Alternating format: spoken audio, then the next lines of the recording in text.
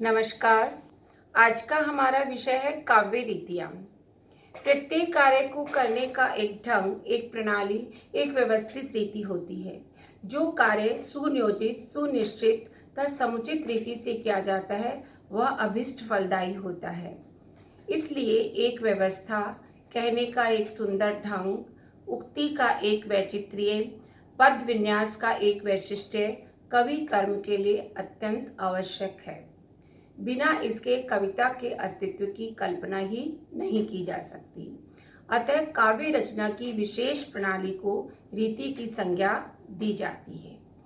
रीति का अर्थ और परिभाषा। रीति शब्द रीढ़ धातु में तिन प्रत्यय लगाने से बनता है। अतः व्युत्पत्ति से इसका अर्थ निकलता है मार्ग। संस्कृत में इसके पर्यायवाची शब्द हैं मार्ग, पंथ, प्रस्थान आदि। हिंदी में यह शब्द पद्धति, पंथ, तरीका, ढंग, रीति, प्रणाली, शैली आदि का पर्याय है। अतः काव्य रचना की विशेष प्रणाली रीति हुई। रीति शब्द का सर्वप्रथम प्रयोग आचार्य वामन ने अपने काव्यालंकार सूत्र में किया था। रीतिर आत्मा काव्यस्य कहकर उन्होंने रीति को ही काव्य की आत्मा स्वीकार किया। आगे रीति की परिभाषा देते हुए लिखते हैं कि विशिष्ट पद रचना ही रीति है। विशिष्ट शब्द की व्याख्या करते हुए उन्होंने लिखा है कि विशेषो गुणात्मा, अतः गुण युक्त पद रचना ही रीति की संज्ञा पाती है। गुणों के भीतर अलंकार, रस, शब्द शक्ति, ध्वनि आदि सभी का समावेश हो जाता है। रीति के मुख्य प्रकार 3 हैं। नंबर 1 वैदर्भी रीति, नंबर 2 गौड़ी रीति और नंबर 3 पांचाली रीति। तो आइए सर्वप्रथम वैदर्भी रीति के बारे में पढ़ते हैं। तीनों रीतियों में वैदर्भी सर्वप्रमुख और सर्वश्रेष्ठ रीति मानी जाती है। प्राचीन विदर्भ और आधुनिक बरार प्रांत को किसी समय कला विकास तथा काव्य सौंदर्य का केंद्र माना जाता था।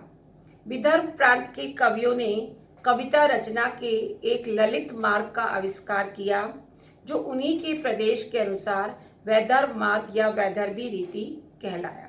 यह काव्य की सर्वोत्तम शैली मानी जाती है।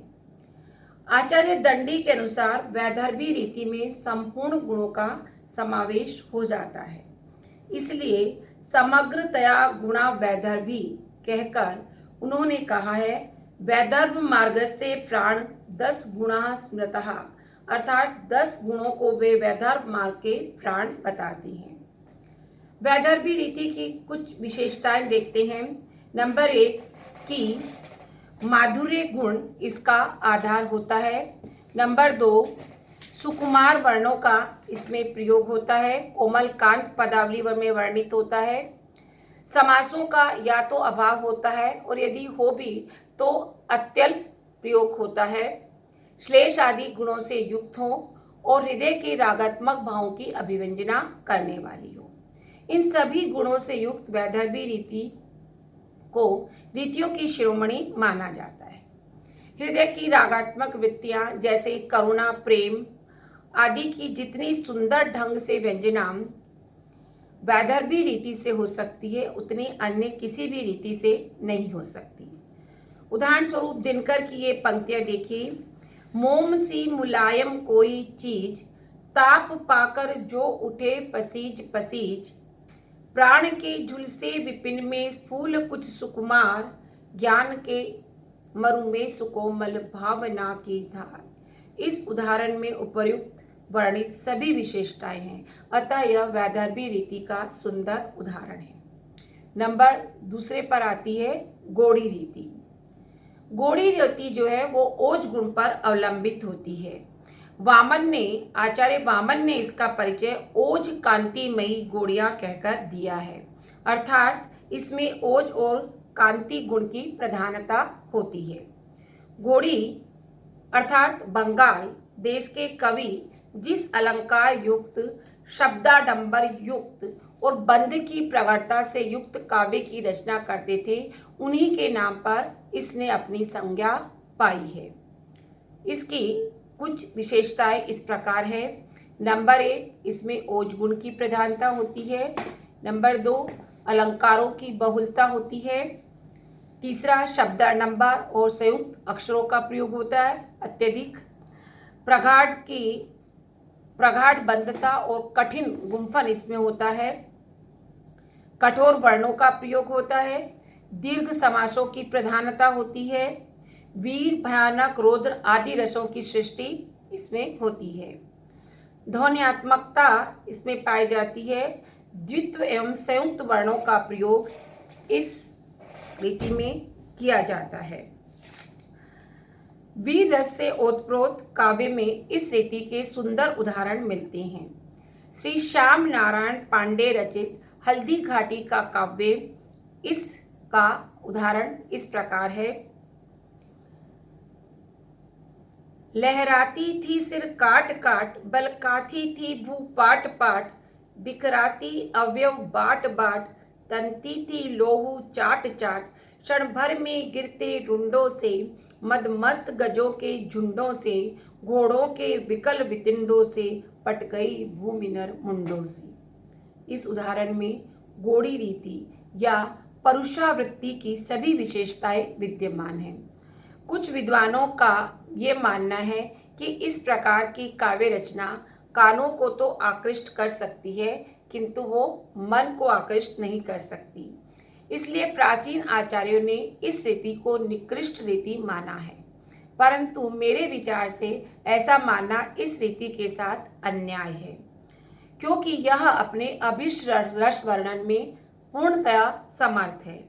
केवल भयप्रद रसों की ही नहीं, अपितु कोमल रसों की अभिव्यंजना भी इस रीति में अत्यंत सुंदर बन पड़ी है।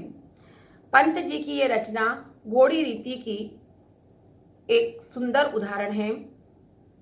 गूंजे जय ध्वनि से आसमान, सब मानव मानव है समान, निज कौशल मति इच्छानुकूल, सब कर्म निरत हो भेद भूल, बंधुत्व भाव ही विश्व मूल, सब एक राष्ट्र के उपाता। तीसरी रीति है पांचाली रीति। पांचाली रीति की स्थिति वैदर्भी और गोड़ी के अंतराल में है। दोनों के बीच का मध्यम मार्ग पांचाली रीति कहलाती है। काव्य दर्पणकार के अनुसार दोनों रीतियों के अतिरिक्त वर्णों से युक्त पंचम वर्णों वाली रचना पांचाली रीति या कोमलावृत्ति के अंतर्गत आती है। इसकी कुछ विशेषताएं इस प्रकार है।